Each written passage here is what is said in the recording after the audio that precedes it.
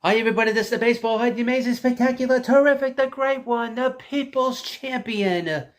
Your host, the Hut, and welcome back to the Baseball Hut. Hope you like this video and hit that subscribe button. Now, I want to point something out to you. I think you all kind of know that. I have a lot of fun here. And I consider what I do here as entertainment. I don't consider this as being a reporter. Because as you know, the reporters in our country are scum. And because they are scum, when you come to this channel, understand I am not reporting on anything. I tell you what's going on. But, I have a lot of fun here. We make fun of the players, make fun of the different personalities in the media. And a lot of these people that write to me, I find very amusing. I would point out something. And I hate to be in a serious mode for a second. People complain about the titles of the videos. The world is dealing with a major problem in the world. We could be dealing with World War III. Just keep that in mind when you're writing to me, complaining about a title of a video. I hate to dress something serious for this channel. I'm just pointing that out. Here's from Mesmerized Online. Great segue. Report. That's what you're here for. Report. Yamamoto coming down to the Mets and the Yankees. Okay? Early on Wednesday, Will Salmon reported Dave Stearns and Steve Cohen traveled to Japan to complain to meet with MPB superstar Yoshinobu Yamamoto. In his press conference yesterday, this is on Wednesday, or Tuesday, Wednesday, I'll get it right. Stearns not only confirmed the leak, but spoke at length about the Mets' ongoing pursuit of Yamamoto. He explained that Steve Cohen going on this trip demonstrates Steve's commitment to everything he can possibly get it right? It's all written here for me. To bring players to New York. Stearns also alluded to the fact that many other teams are involved in the Yamamoto sweepstakes and that they all met with him as well. Stearns' statement, as well as the news that Will Salmon broke yesterday, means that obtaining Yamamoto will be very challenging and extremely expensive. Now, however, a report from Mark Feinstein says a source told him the bidding for Yamamoto will come down to the Mets and the Yankees. Well, the Mets have been very aggressive. They both think they need him badly. The source told Feinstein, "Get your popcorn ready. This could be fun." Yeah, okay. It's been reported that Yamamoto and the Yankees will meet on Monday. Well, the Mets already met with him. They went to Japan. They didn't make that guy come here. Will Salmon previously identified 7 potential finalists for Yamamoto. The Blue Jays, Dodgers, Giants, Mets, Yankees, and 2 mystery teams. While Salmon has no substantive evidence of such, he opines that, from a speculative standpoint, owner Steve Cohen distinguished the Mets from any other club in the running for Yamamoto because he has the money to win any potential bidding war. He was depicting the Mets as his frontrunner for acquiring the 3-time Sawamura award winner. I swear to God. God help me. Imagine they signed him in the Zemenaga.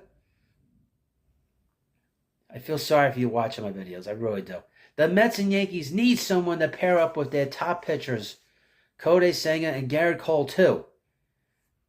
The question is, though, would Dave Stearns in his first offseason with the Mets be willing to not only spend a fortune on one player, who most likely won't even make the Mets premium contender next season? But that's the thing. Look at the Diamondbacks. The Diamondbacks won 84 games and went to postseason.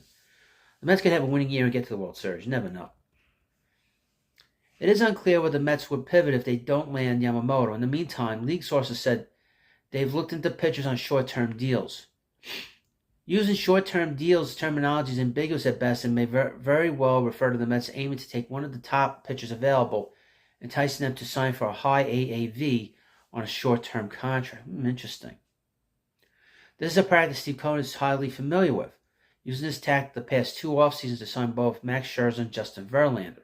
It's also reportedly used to sign Jacob deGrom last offseason, but did not work out as no deal materialized.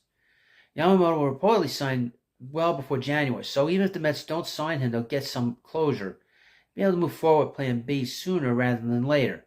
But if they do nail him, they'll continue on the path Stearns and Cohen had in mind to start the offseason. Well, that's the thing. We've not heard about the Mets losing out on a player. The closest we heard is that the Mets were interested in Alex Verdugo. who went to the Yankees from the Red Sox. But people are saying, well, the Yankees, they got the prestige, they have the history, they're going to give him the number 18.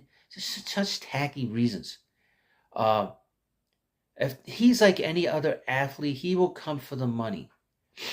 If you're a big New York Giants fan, you're old enough to remember, former Giants general manager George Young always said, when they negotiate with a player, when the player always says it's not about the money, it's always about the money.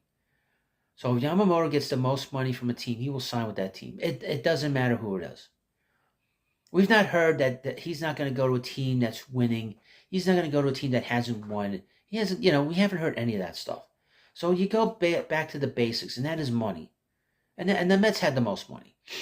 And Cohen will give them as a big a contract as he could possibly get and not care about the posting fee. One thing that was said last year when the Mets started trading the Scherzer and Verlander was that Steve Cohen said that he looked at the money that he gave them as money that was already gone. It was already money that he had spent.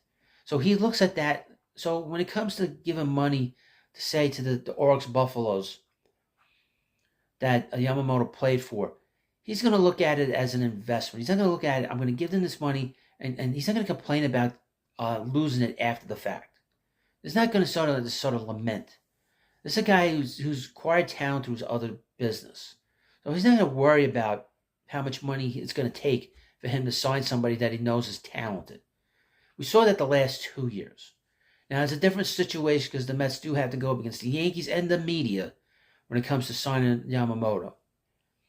So that's the one thing we can say. But I'll keep you up to date. Even if it's a little bit of here and a little bit there. That's the most important thing. And again, I am an entertainer. Are you not entertained by my videos? Between me screwing up names and everything else, hit that subscribe button. You have to entertain and to have fun, and that's what it's about. Let's get back to talking about World War III. No, I don't think so. Thank you. Have a good day, and I'll see you later.